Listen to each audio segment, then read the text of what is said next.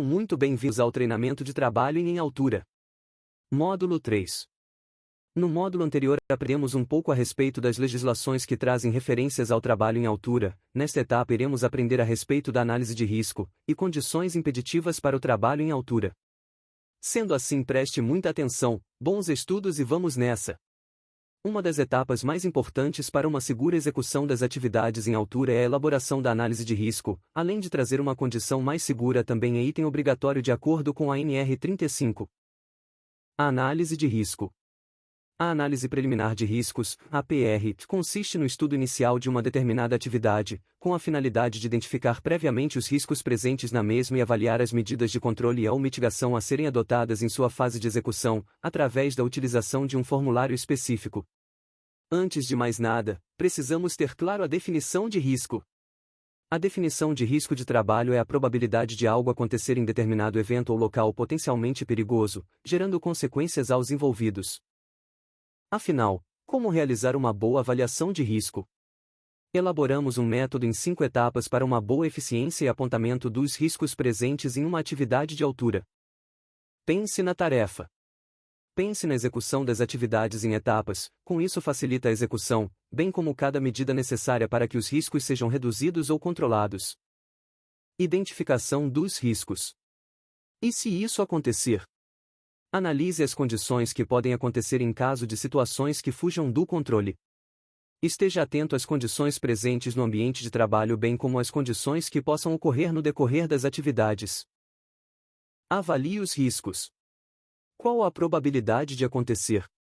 Qual a consequência se acontecer?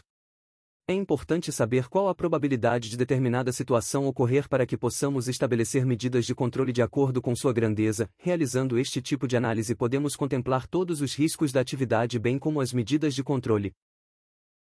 Implementar medidas de controle.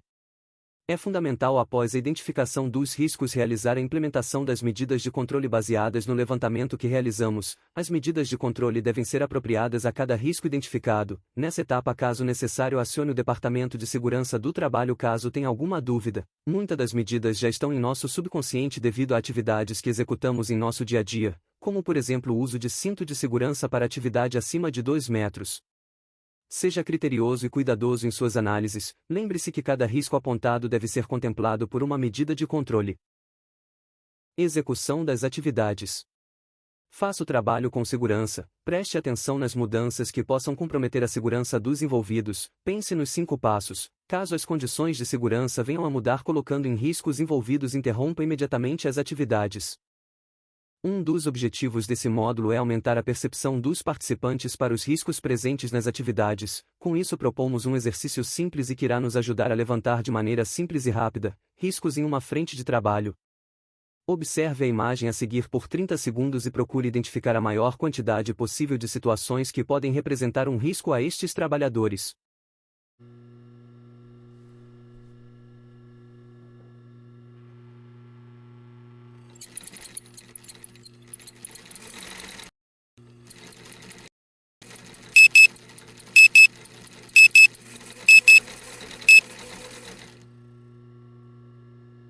Vamos lá.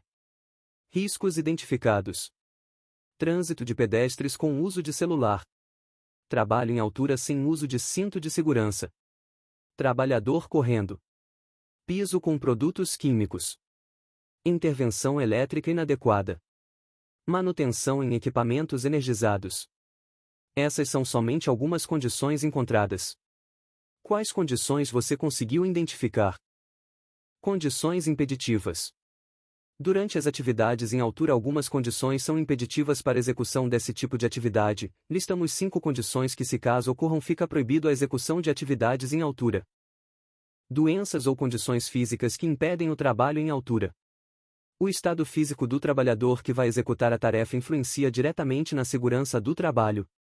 Algumas doenças podem comprometer o equilíbrio, a disposição física e a consciência, aumentando o risco de quedas.